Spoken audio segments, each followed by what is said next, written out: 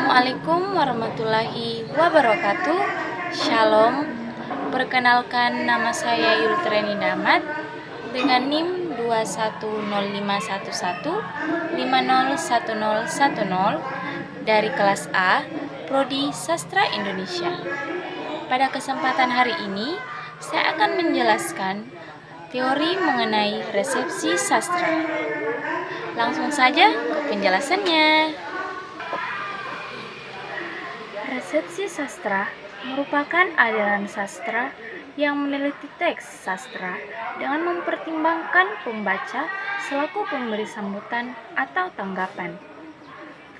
Resepsi berasal dari bahasa Latin, yaitu recipere, yang diartikan sebagai penerimaan atau penyambutan pembaca.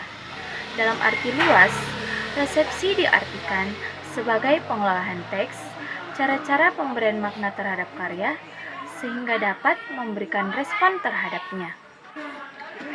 Menurut Pradopo, yang dimaksud resepsi adalah ilmu keindahan yang didasarkan pada tanggapan-tanggapan pembaca terhadap karya sastra. Pradopo menegaskan bahwa resepsi termasuk dalam orientasi pragmatik. Karya sastra sangat erat hubungannya dengan pembaca, karena karya sastra ditujukan kepada kepentingan pembaca sebagai menikmat karya sastra.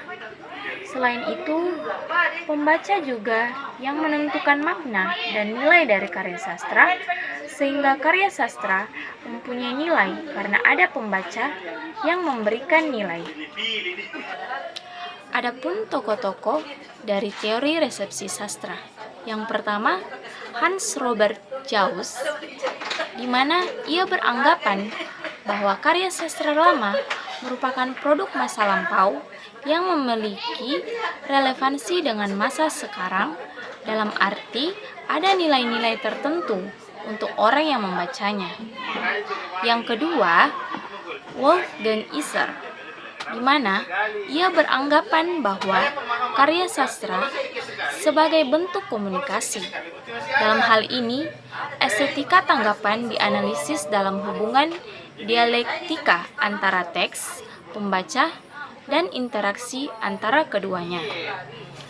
Yang ketiga, Jonathan Kohler, di mana ia menyatakan bahwa suatu teori pembacaan harus mengungkapkan norma dan prosedur yang menuntun pembaca kepada suatu penafsiran. Teori resepsi sastra juga mempunyai dua penerapan.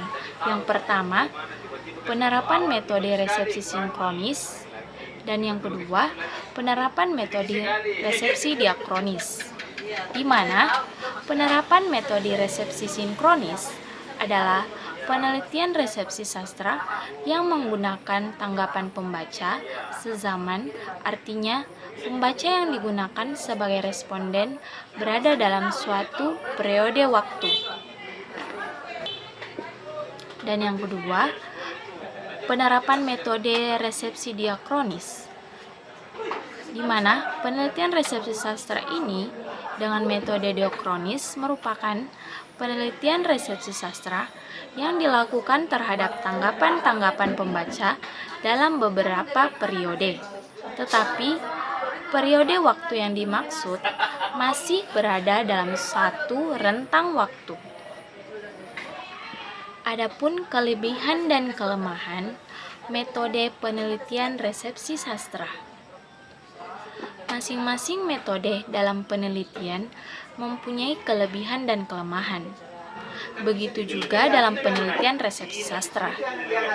Menurut beberapa ahli, penelitian sinkronis mempunyai beberapa kelemahan dari segi proses kerjanya, karena termasuk penelitian eksperimental.